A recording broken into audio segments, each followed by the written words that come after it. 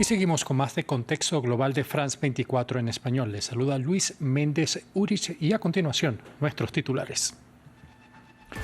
El presidente electo de Bolivia, Rodrigo Paz, afirmó que a través de un nuevo modelo económico afrontará los problemas que afectan al país andino, entre ellos la escasez de combustible y la alta inflación. Además, indicó que restablecerá relaciones con Estados Unidos y que inició la transición de poder. Último día de libertad de Nicolas Sarkozy. El expresidente francés deberá ingresar mañana a la prisión de La Santé. Allí deberá pagar la condena que tiene en su contra de 5 años de cárcel por conspiración para delinquir durante su campaña presidencial de 2007, aunque apeló la decisión. Pero Vladimir Putin en un país del bloque de los 27 no será bueno. Así lo sostuvo la jefa de la diplomacia de la Unión Europea, Kaja Kallas, quien rechaza que Hungría pueda ser la sede del encuentro entre Trump y Putin, con la orden de arresto de la Corte Penal Internacional contra el presidente ruso. Y en deportes, se viene una nueva fecha de la Champions League y el Atlético de Madrid del argentino Julián Álvarez visita al Arsenal. El duelo entre españoles e ingleses es el más destacado de esta jornada en la que el Barcelona busca volver a ganar en la competición. Lo abordamos en minutos con nuestro compañero Juan Pupiales. Y en nuestra crónica de economía vamos a profundizar en la ayuda que le brindará Estados Unidos a Argentina, que va más allá de la línea de crédito por $20.000 millones y toca directamente a los agricultores de ambos países. Daniela Blandón nos contará en minutos todos los detalles.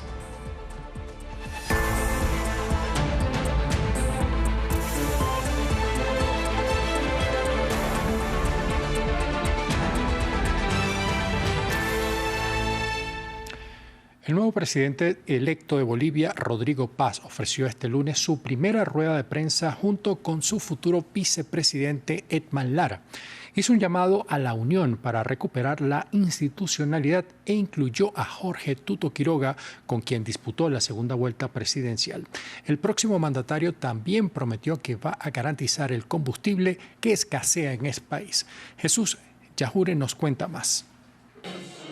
Rodrigo Paz inicia diálogos en Bolivia y alista una transición pacífica del poder. El presidente electo, el primer conservador en más de 2 décadas, dijo el lunes que el país reanudará las relaciones diplomáticas con Estados Unidos, rotas desde 2008 durante el gobierno de Evo Morales, y aseguró que abrirá el diálogo a todas las fuerzas políticas del país. Hablé con el presidente Arce, hemos coordinado de que tanto el Ministerio de la Presidencia junto al Ministerio de Exteriores serían los responsables para poder generar una transición con nuestros equipos. Hemos extendido la mano para todas las fuerzas políticas en el Parlamento, porque creo que el mandato del pueblo boliviano no es la confrontación, no es la violencia en las calles, sino todo lo contrario, retomar la institucionalidad perdida.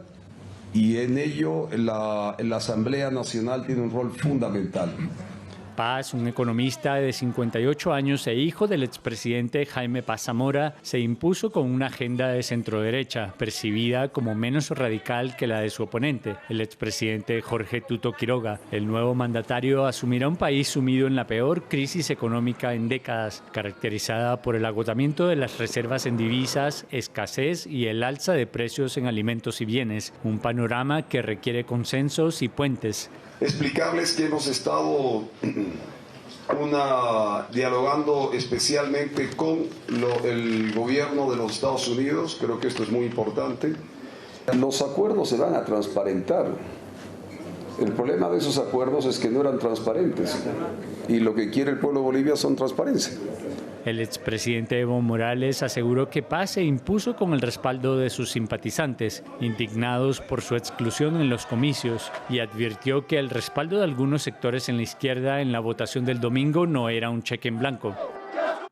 En Perú, cientos de mineros informales, artesanales y de minería ancestral marcharon hasta las inmediaciones del Congreso para exigir una extensión del registro integral de formalización minera. Además, pidieron la reversión de algunas concesiones. En julio del presente año, los mineros agrupados en la Confederación Nacional de Pequeña Minería y Minería Artesanal de Perú alzaron su voz y lograron extender el registro hasta diciembre del presente año. Ahora piden una extensión por 5 años y derogar el decreto que establece el cierre de la formalización, que excluye a unas 50.000 personas. Estamos aquí todos los mineros del Perú en señal de protesta contra este Congreso que hasta la fecha no ha resuelto nada, ninguna ley favorable a nosotros. En ese sentido, los mineros hemos venido a expresarnos para que de una vez por todas salga una ley, una ampliación del proceso de formalización para que podamos seguir trabajando. En Estados Unidos, una corte de apelación dictaminó que el presidente Donald Trump está autorizado para desplegar la Guardia Nacional en Portland, Oregón. El dictamen resalta que la medida es temporal y como parte de un esfuerzo para proteger a los funcionarios de ICE durante las redadas migratorias. La decisión es una victoria para Donald Trump, luego que un juez bloqueó el envío de uniformados el 6 de octubre en medio de una ola de protestas. La gobernadora del estado, Tina Kotek, destacó que los agentes federales instigan al conflicto a quienes protestan legalmente. En este momento, hasta que el Tribunal de Distrito actúe sobre la segunda orden de restricción temporal, los miembros de la Guardia Nacional de Oregón o de otros estados no pueden ser desplegados. Apoyo los esfuerzos del fiscal general Grayfield para seguir luchando contra esto en los tribunales y seguiré haciendo todo lo posible para defender la salud, la seguridad y la prosperidad de todos los habitantes de Oregón. La lucha no ha terminado. En más de Estados Unidos comenzaron los trabajos de demolición del ala este de la Casa Blanca como parte del proyecto de construcción del salón de baile anunciado por Donald Trump. Los trabajos se inician a pesar de no contar con la aprobación de la Comisión de Planificación de la capital. Dicho espacio de la Casa Blanca fungía como base de operaciones de la primera dama. La obra tiene un costo de $250 millones y será financiada por capital privado de acuerdo con lo dicho por el mandatario, aunque sus detractores calificaron la misma como una profanación de la residencia presidencial.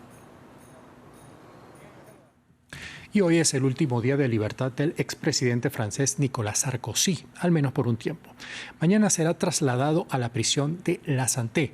Allí cumplirá su condena de 5 años tras ser declarado culpable de intentar recaudar fondos libios para su campaña electoral en 2007. A la vez, y por petición de sus hijos, convocaron una manifestación en París. Tenemos los detalles. El martes se convertirá en el recluso más famoso de Francia. Pero Nicolas Sarkozy sigue mostrándose tan desafiante como siempre. Declaró a un periódico dominical francés que no teme ir a la cárcel y añadió que no pide ningún privilegio especial. Su hijo Louis llamó a sus seguidores a demostrar su apoyo frente a la casa de Sarkozy en París antes de que éste se dirija a la cárcel el martes por la mañana. Mientras tanto, el ministro de Justicia, Gérald Darmanin, adelantó que visitará a Sarkozy en la cárcel. Estamos ultimando los preparativos para garantizar que el encarcelamiento de Nicolas Sarkozy y su estancia en la prisión de La Santé garanticen su total seguridad. La prisión de La Santé ha albergado anteriormente a personalidades destacadas como Bernard Tapie, el antiguo propietario del club de fútbol Olympique de Marsella, condenado por corrupción, y el sospechoso de genocidio en Ruanda, Félicien Kabuga. A Sarkozy le espera una celda de 10 metros cuadrados, alejada de los demás presos por razones de seguridad, con contacto limitado y 1 hora de paseo al día. Las puertas tienen una llave en el centro y un cerrojo en la parte superior e inferior que solo se cierran por la noche y hacen un ruido que nunca olvidarás. Y es muy difícil estar solo contigo mismo. No estamos acostumbrados a eso. Nadie está acostumbrado a no poder abrir su puerta. Es la tercera vez que Nicolas Sarkozy está condenado por delitos relacionados con fraude. El exmandatario francés afirmó que planea pasar su tiempo entre rejas escribiendo un libro. Sin embargo, también está apelando su condena y un tribunal tiene 2 meses para decidir. Hungría fue el lugar elegido por Donald Trump y el presidente ruso Vladimir Putin para verse cara a cara. Aunque el encuentro todavía no tiene una fecha exacta, la Unión Europea reaccionó ante la posibilidad de que los mandatarios estén en suelo comunitario, especialmente porque Putin tiene una orden de captura emitida por la Corte Penal Internacional y también piden estar en la mesa en la que se discutan asuntos de la guerra de Ucrania. Samuel Salgado Castro tiene la historia. Nuevas divergencias entre Washington y Bruselas por Ucrania. Los líderes del bloque comunitario salieron este lunes a rechazar la próxima cumbre bilateral entre Donald Trump y Vladimir Putin en Hungría. Dicen que es excluyente con Ucrania y con ellos mismos. Nuestro objetivo es que Rusia también desee la paz y por eso también intentamos convencer a nuestros aliados de todo el mundo de que nada saldrá de esas reuniones si Ucrania o Europa no participan. El bloque de los 27 continuará castigando económicamente a Rusia con un 19º paquete de sanciones que ya fue aprobado. Para Emmanuel Macron, la reunión bilateral será un primer paso para una paz que solo será estable y duradera si se incluye a Ucrania y a Europa. Desde el momento en que se discuta el destino de Ucrania, los ucranianos deberían estar presentes en la mesa de negociaciones. Desde el momento en que se discuta lo que afecta al destino de los europeos deberían estar presentes en la mesa de negociaciones. Por su parte, Volodymyr Zelensky dejó abierta la posibilidad de asistir al encuentro, pero Estados Unidos no lo ha invitado y Putin es reacio a compartir espacio con él. La administración Trump se ha acercado por separado tanto a Rusia como a Ucrania.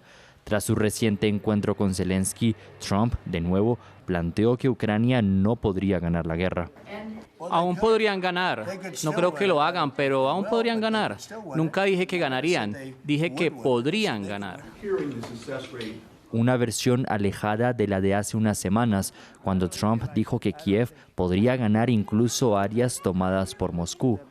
Para Kiev, ceder los territorios ya ocupados por Rusia durante la guerra es una línea roja.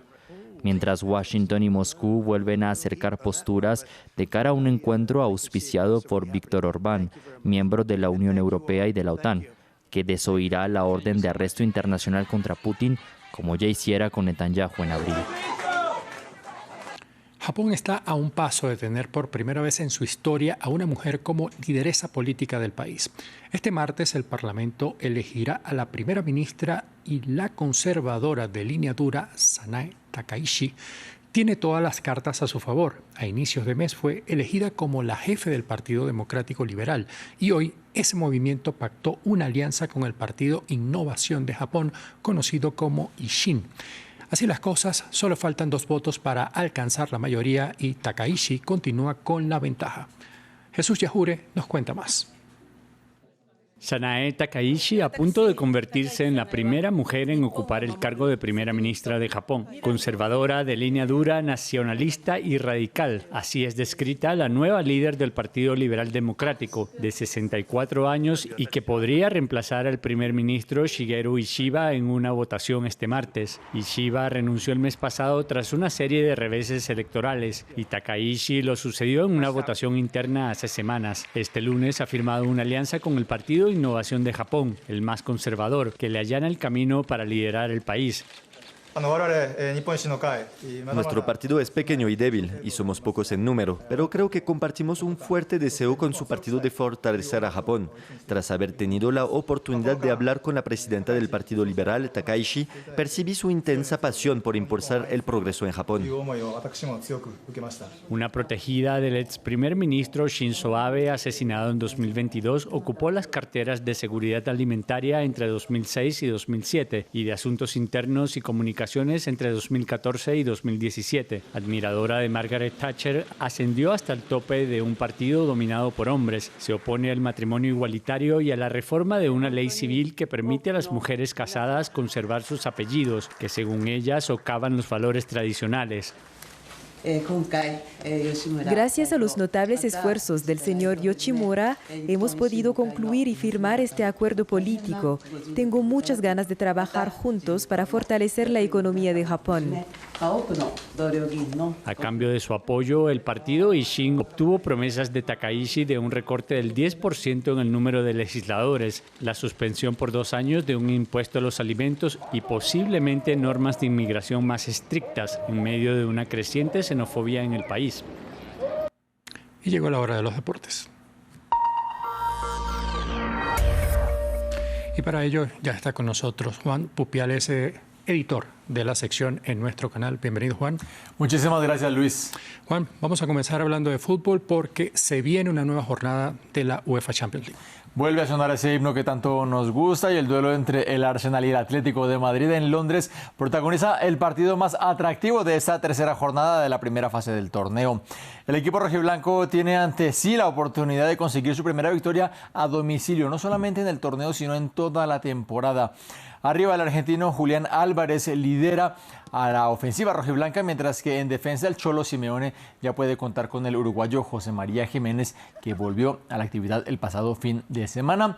Se enfrentan al líder de la Premier League y a uno de los 6 equipos que acumula 6 puntos de 6 posibles en este inicio de torneo en Champions. Con los Gunners se mantienen esas bajas ya conocidas de Odegaard, Madueke, Gabriel Jesús y Kai Havertz. En rueda de prensa, Julián Álvarez habló de los elogios que recibe de la prensa por su buen inicio de campaña y por el Arsenal. Mikel Merino analizó a su rival. Siempre trato de entrenarme al máximo, brindarme al máximo, ayudar a mis compañeros, tratar de rendir lo mejor posible, que de esta forma voy a crecer como jugador, me ayudan a crecer también como persona en el día a día y así voy a ayudar al equipo. Sabemos que este Atlético de Madrid tiene jugadores de un nivel altísimo y si no estamos concentrados, pues ellos van a hacer un partido sólido seguro. Así que yo creo que aquí todo el mundo sabe el nivel que tiene este club, que tiene este equipo, que tiene este entrenador. En esta fecha también juega el Barcelona, lo hace contra el Olympiacos. Otros partidos, Caridad contra Pafos, Newcastle se mide al Benfica, el PSV es el rival del Napoli, el Leverkusen recibe al PSG, quienes son los vigentes campeones. El Inter juega en casa del Unión Saint-Gilloise y el Copenhague se ve las caras contra el Borussia Dortmund. Además, el Villarreal oficia de local contra el Manchester City, otro buen partido. Juan, seguimos hablando de fútbol, pero en este caso vamos a ver una actualización de la selección española. Sí, porque las campeonas del mundo comenzaron a preparar sus duelos de semifinales en la Liga de Naciones y todas las miradas se fijaron este lunes en el regreso de su goleadora histórica. Hablamos, como no, de Jennifer Hermoso, la jugadora de Tigres, quien volvió al combinado nacional luego de un año de ausencia. A sus 35 años, Hermoso es una de las novedades de esta primera convocatoria de la nueva seleccionadora Sonia Bermúdez. Con 57 goles en la roja, Hermoso también ha sido figura de este equipo luego de denunciar ese beso no consentido por parte del expresidente de la Federación Española de Fútbol, Luis Rubiales, en la entrega de medallas del Mundial de 2023. Otro caso similar al de Hermoso es el de Mapi León, jugadora del Barcelona, quien no recibía el llamado de la absoluta desde el año 2022. Dos futbolistas que hacen parte de la lista de 23 jugadoras para las semifinales contra Suecia, que comienzan el 24 de octubre en su duelo de ida. Sobre lo que supone tener a Hermoso de vuelta hablaron algunas aficionadas. Muy feliz, ya que tenerla aquí de vuelta es como muy sorprendente y maravilloso. Muy contenta, hombre, porque Jenny es una referente para todas nosotras. Juan, te invito a que también demos un repaso a lo que es esa Champions League, pero de Asia. Sí, tenemos también además bastantes goles. Los vigentes campeones del Al-Ahly ganó este lunes para exhibirse como el líder del grupo B en la competición. Triunfo 4-0 sobre el Al-Gharafa de Qatar. El francés Enzo Milot abrió la lata con mucha clase al minuto 32, centro por la banda izquierda en los pies de Mateus Gonçalves y esa exquisita definición del jugador galo. Gonçalves, que fue protagonista también en el segundo gol, jugada por la banda izquierda, centro y remate del marfileño Franck Kessié. Fueron los mejores minutos para los locales. No había acabado la primera parte del encuentro cuando Kessié aprovechó para poner el 3-0 y esto ya era una goleada. La guinda que llegó en el periodo complementario, definición de Saleh Abu Al-Shamat sin mirar y luego de una asistencia del inglés Ivan Toney. Aquí podían ver ese gol sin mirar. El Al-Ahly que completa 2 victorias y un empate en la Champions League. Juan, y seguimos ampliando este repaso deportivo, pero ahora para dar una mirada al béisbol de las Grandes Ligas. Con el deporte que te gusta, Luis, con la pelota caliente, tiene lugar hasta ahora el 7º partido de la serie de campeonato de la Liga Americana entre los Toronto Blue Jays, los Azulejos y los Seattle Mariners. Juego disputado en suelo canadiense, resultado en directo. En este momento estamos entrando en la cuarta entrada de este partido. Victoria parcial para el conjunto de Seattle por 2-1. El que gane de esta serie pasará a la Serie Mundial, en donde los esperan los favoritos, Los Ángeles Dodgers, liderados por el maravilloso Shohei Ohtani, el hombre que viene de exhibirse desde el montículo y con el bate. A priori, Luis, saltaría la sorpresa si los Mariners consiguen culminar esta victoria. Por supuesto que sí, Juan. Vamos a estar muy atentos a cómo será el desarrollo de este partido. Muchas gracias por este repaso. Un placer, como siempre. Y llegó el momento de hablar de economía en France 24. Y para ello ya se encuentra con nosotros Daniela Blandón Ramírez. Daniela, buenas noches. Muy buenas noches, Luis. Vamos entonces a hablar de economía y en este caso también todo lo que tiene que ver con ese salvataje que está preparando Estados Unidos para Argentina. Claro que sí, pues comencemos por decir que la administración Trump no solamente lanzó un salvavidas al gobierno de Javier Milei con un acuerdo de estabilización cambiaria por $20.000 millones, también hizo otro anuncio previo que generó bastantes reacciones. Compraríamos carne de res de Argentina. Si lo hacemos, bajará el precio de la carne de res porque nuestros alimentos y la energía han bajado. Creo que pronto tendremos gasolina a $2 por galón. Nos estamos acercando. Todo ha bajado. Lo único que mantiene su precio es la carne de res. Y si compramos carne ahora, no me refiero a mucha, de Argentina, ayudaríamos al que consideramos un muy buen país, un muy buen aliado. Pero Daniela, seguramente este anuncio no le cayó bien a los productores en Estados Unidos. Por supuesto que no. Entonces, si nos vamos a los productores argentinos, ellos están felices. Ya varios han dicho que representa una oportunidad comercial. Pero del lado de Estados Unidos, diferentes analistas citados por la agencia Reuters señalaron que es poco probable que el aumento de las importaciones desde Argentina reduzca los precios de la carne de res en Estados Unidos, que de paso, hay que decirlo, han alcanzado máximos históricos, ya que el país sudamericano hoy apenas representa el 2% del total de las compras externas de este alimento. En cambio, los ganaderos estadounidenses sí lo ven como una amenaza para su sustento, en un momento en que se están beneficiando de los altísimos precios y de la fuerte demanda de los consumidores. La primera reacción es de Colin Woodall, quien es el director ejecutivo de la Asociación Nacional de Ganaderos de Carne de Res y quien asegura que este plan solo genera caos en un momento crítico, lo vemos, para los ganaderos estadounidenses, sin hacer nada para bajar los precios en los supermercados. Pero el descontento va más allá. China no le compró a Estados Unidos ni un solo grano de soya en septiembre, por primera vez en 7 años, y Argentina lo está reemplazando como su proveedor de confianza. Vemos aquí todo un triángulo comercial. La Unión Nacional de Agricultores declaró que lo último que necesita el país es recompensarlos, refiriéndose a Argentina, importando más carne de res. Daniela, pero ¿cómo está la situación del ganado vacuno en Estados Unidos? Es bien particular porque los inventarios de ganado estadounidense en enero pasado cayeron a su nivel más bajo en casi 75 años debido a varios factores. Por un lado, una sequía de varios años que quemó las tierras de pastoreo también elevó los costos del alimento para el ganado. La suspensión también de las importaciones desde México debido a la preocupación por la propagación del gusano barrenador del Nuevo Mundo. Esto es una plaga que infesta al ganado. Y la oferta está aún más reducida por los aranceles estadounidenses sobre los productos procedentes de Brasil, que también han frenado las compras de carne vacuna desde este país. Ya sabemos, ley de oferta y demanda. Daniela, pero mientras Donald Trump se está acercando más al sur, más se acerca a Argentina, le voltea la cara y se aleja más de Colombia. Claro, y nos tiene en vilo a este país sudamericano a la espera de saber cuál será su represalia arancelaria después de los más recientes roces diplomáticos. Ya la Casa Blanca anticipó que no tiene nada decidido todavía. Lo cierto es que Colombia ya paga aranceles del 10% sobre la mayoría de sus exportaciones a Estados Unidos, que es su principal socio comercial. Se lleva el 30% de todo lo que exporta.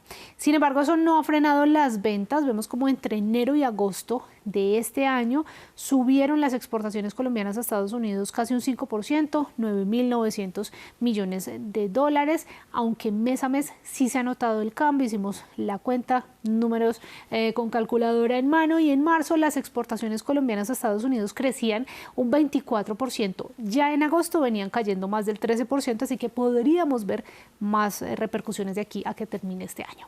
Y también hay variación en cuanto a los productos que se están exportando a lo largo. Por otro lado, Daniela, sabemos que toda esta situación genera repercusiones en los mercados. ¿Cómo cerrar?